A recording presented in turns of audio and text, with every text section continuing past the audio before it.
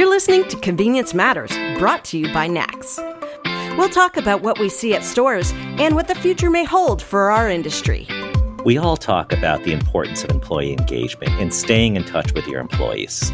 But it's not always easy when you have multiple stores in multiple areas. What are some solutions? Well, a convenience store chain, Cubby's, has an innovative way to solve that problem. They have an employee-focused podcast. We're going to talk about that in this podcast. Joining us today are two leaders from Cubby's. We have Mike Wilson, who is Chief Operating Officer at Cubby's, and Delone Wilson, who is President at Cubby's. And while they act much like a family business, they are in fact not related. But welcome, gentlemen. Thank you for pointing that out, Jeff. Well, I hear that's a topic of discussion within the company, so I figured I'd start with that one. Yes, inside and outside the company, yes. So, Delone, let's just start with you, big picture. If you can just kind of give us an overview of Cubby's. I kind of set it up as you have multiple stores, multiple areas.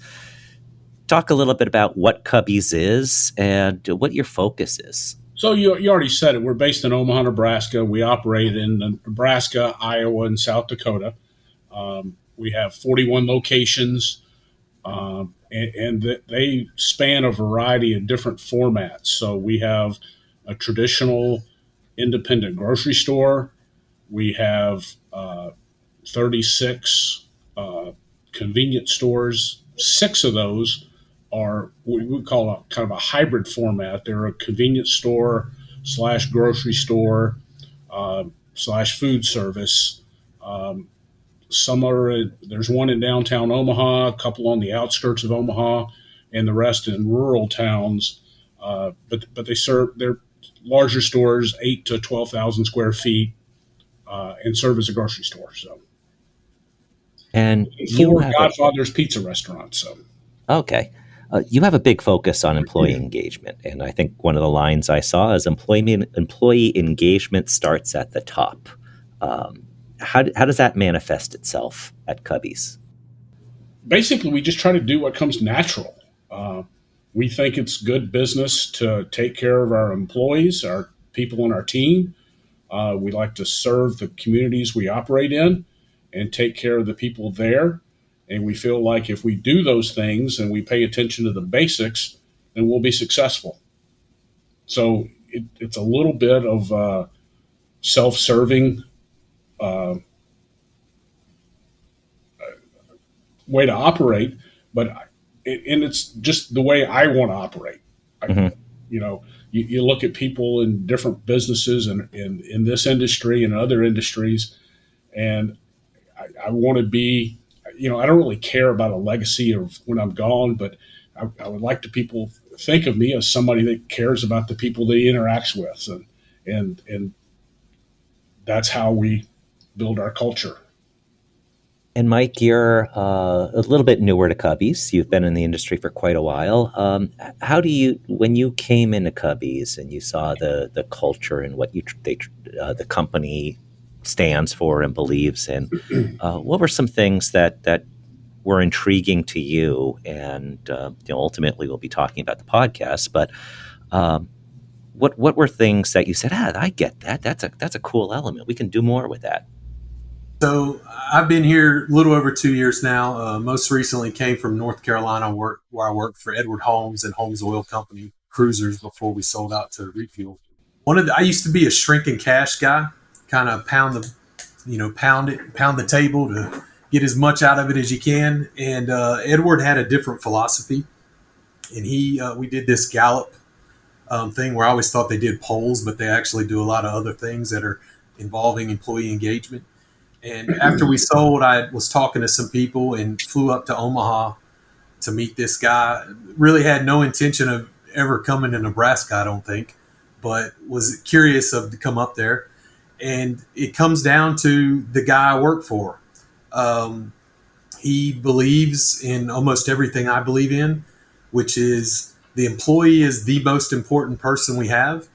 And if they believe in us and we believe in them, we can grow the business together. So he's right when he says it's a self-serving kind of thing, but it is absolutely who we are as people.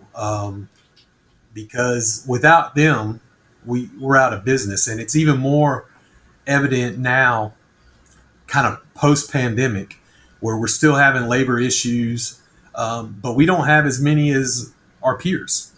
And I attribute that in large part to Delone, my mission to take care of our employees and to communicate as much as possible to them the why. Why are we doing something? So before we talk about the podcast that you did to create the why, what are some other ways, and we'll start with you, Delone, on this, where you communicate the why? Because we talk about it a lot in all kinds of applications. When you tell somebody what to do, they'll do it. When you tell somebody why to do it, they'll do it. They'll probably improve it too. Yeah, and I'm going to disagree with you a little bit on that, Jeff, because I know my nature, because I always say this: if you tell me to do something, I'm likely not going to do it. If you ask me to do it, I will do it, and I'll do it with enthusiasm. So different people react different ways, and it's always, if you give people the information and you explain why it's important, not why you're doing it, but why it's important, then you'll get better engagement and people will enthusiastically try to implement a program rather than just say, well, we got to make this sandwich this week. So what does the why look like?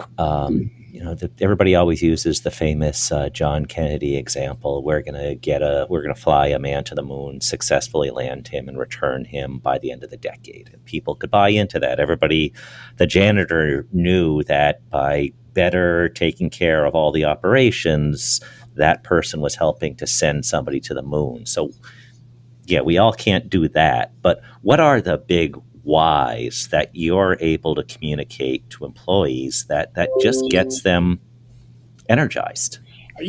Jeff, I don't think we could probably do a lot better job of communicating the big whys.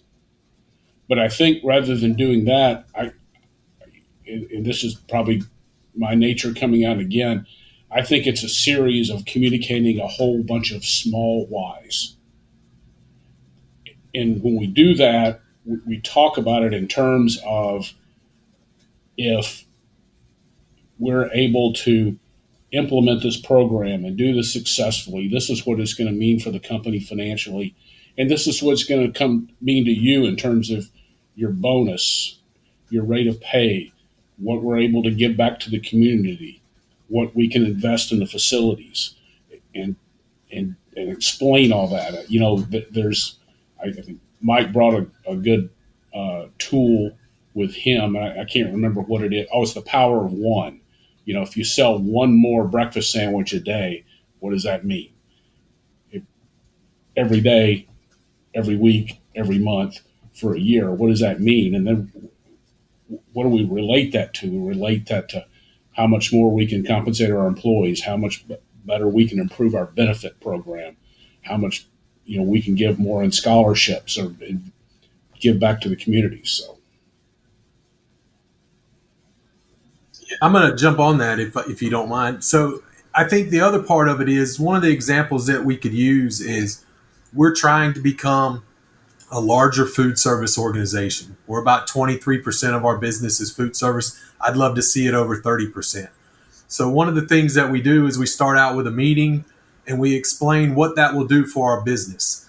Last year we spent millions of dollars more in labor. This is what we need to do to kind of offset that, continue that. And why is it important? Why is it important to make your sandwich exactly as it's supposed to be? You explain every step of it so they understand and can disseminate it to their employees. So I think every convenience store chain knows the importance of face-to-face interaction, going and visiting, whether it's monthly, quarterly, visiting the stores, face-to-face meetings.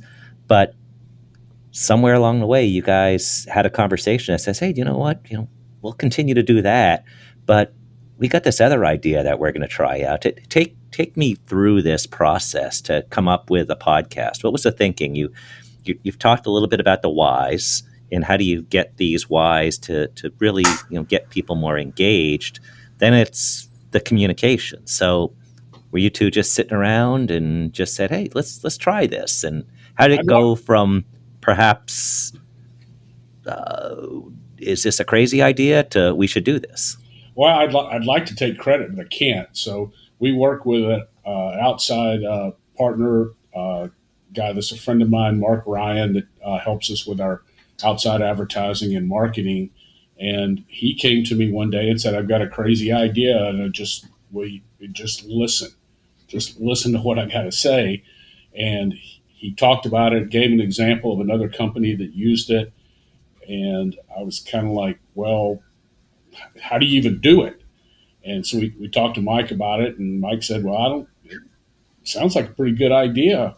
And then we did a little research, or Mike did a little research and was going to buy some equipment. We're going to do that and do it internally. And Mark again came and said, hey, there's a studio, a media company here in town that produces about 100, 120 podcasts a month for different people. And so we go book time in the studio. We've got a producer like Blake here and sit down and start talking. Mm-hmm. And we go in there a couple times a month and knock out a couple of episodes each time. I think we've, you said no foul language. I think we've cursed a couple of times on ours and say some things, but it's our podcast, so we can do what we want. So you have these regular podcasts every other week. I imagine that the discipline of having a podcast on a regular basis, and you have to have different topics, that it also, whether you intend it that way or not, forces you to come up with a new theme, a new interesting thing to talk to employees about every couple of weeks. So, Mike, is that accurate? No, no, it's not. If anything, yeah, you would think it would be because we're both pretty meticulous in a lot of ways. But for the most part, I think each of us has an idea in our head of what we want to kind of convey.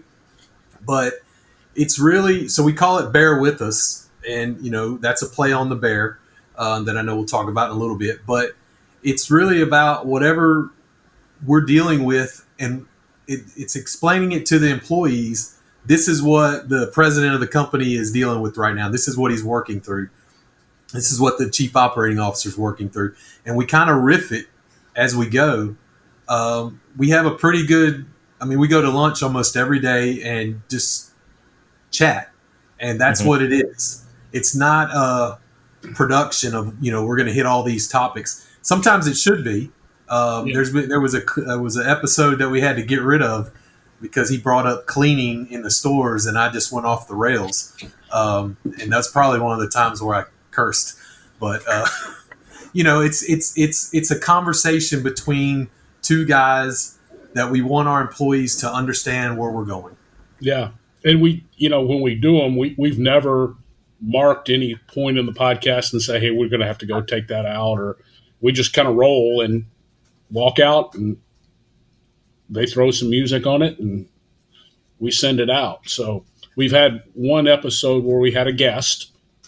We had all our stores are branded Cenex, so we had our brand specialist from Cenex come and talk about getting prepared for the round of summer inspections. So, but most of the time it's before we go get in the truck and drive over there, like, what do you want to talk about? So it's really more about showing personality, and we're a people business, and people like working with people that they feel like are their friends, and so it sounds to me like it's just as much about just creating that personal relationship. Sometimes you can do it face to face. Every other week you can do it via a podcast, and sounds like it's working. Do you get any feedback from people that just say, hey, that one you had a couple weeks ago, pretty awesome? We do. And we at the beginning, we apparently liked the sound of our own voice so much that we would go over 30 minutes, and it felt like 10 minutes. So the employees yelled at us about that. So we've lately we've tried to really stick to 15 minutes, and I think we've done a better job. And you can see that our listen rate has gone up.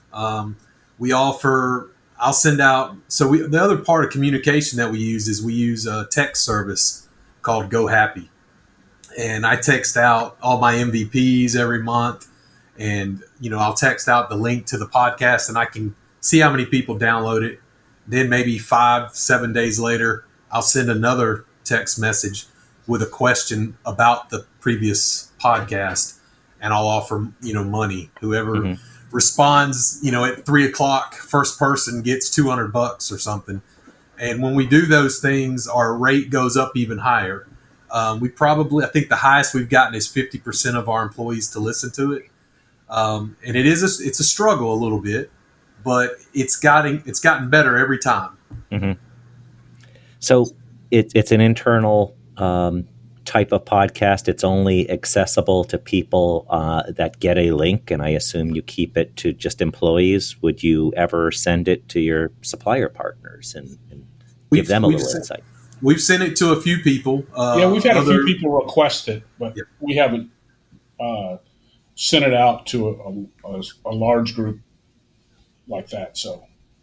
So now that you're seasoned podcasters, you have a couple tips for somebody that's sitting there right now and saying, hey, we can do that. That sounds like a really good idea. Do you have 2 or 3 tips that you might want to suggest? And we'll start with you, Mike, on this. If there's a way that you say, what are the things you want to do? I think the first thing you need to do is be yourself. One of the things that I'm a guy that likes to have fun no matter what. So no matter when we get into those podcasts, I try to, joke, crack up on, if I can make fun of Delone in a funny way, I'll try to do that with that. So I'm trying to walk the line to not offend him and then still be funny. One of the ways is we always say we're not related, and that's kind of funny. But I think you have to be yourself. You have to be genuine, because your employees will see through it. If you're trying to be fake or talk down to people, that's the one that we did get rid of when we were talking about cleaning. I got a little excitable on performance of cleaning. You got a little preachy. A little preachy, yeah. And that was the only one we've ever thrown away. We don't cut them up. We go from beginning to end, and that's the podcast. But I think if you do those things and you're genuine and you do the same things you do in person, when you see the employee and you talk to them, when I go give awards out, I drive wherever I got to go to give them an award. I do it personally. I don't farm it out to anybody else. And I think our employees understand that that's the real person that they're listening to. Delone, any tips from you?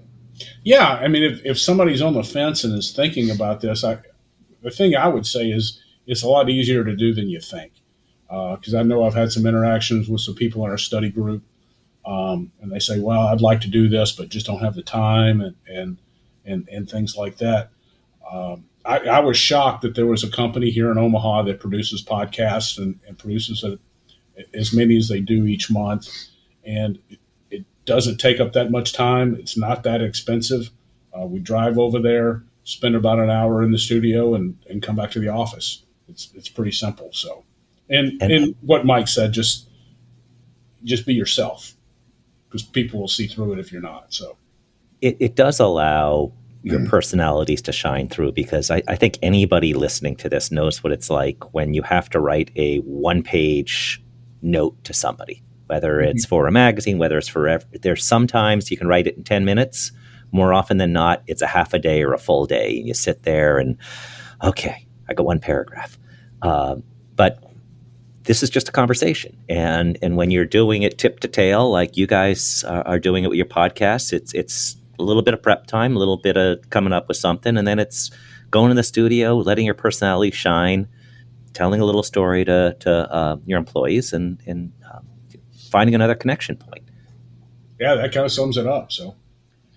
So I also, in looking at background on your podcast, the way you use all these branding, your name of your store or your chain is Cubby's. there are a lot of ways that you extend that theme, starting with a podcast. There's Bear With Me or things like that you use to kind of reinforce the fun that you guys have just been talking about that you have on the podcast. You want to take us through some of the branding elements that you use with Cubby's? Oh, with the bear? Yeah. Well, we've had the bear on billboards. The bear's all over the store. We've got a small wooden bear in the front of the office. Our loyalty program is called Bear Bucks. The podcast is Bear With Us. We just try to incorporate that theme. And I had it kind of drilled in my head years ago when I first came back here. One of the first things I did was my father-in-law and the gentleman he had that ran the store before him, they're grocers, came out of the grocery business. So our managers wore white shirts and ties. And, they would complain one time, all the time was like, well, they look terrible today.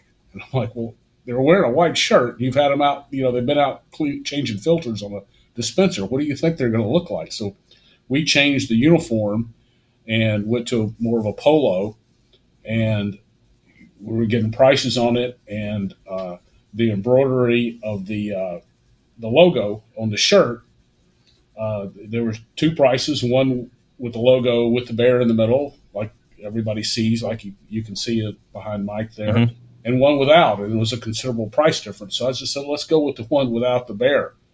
And I'm going to lunch with him after this, and he'll probably talk about that at lunch again today, 10 years later. So we incorporate the bear and everything and just try to have fun with it. So. Mm-hmm.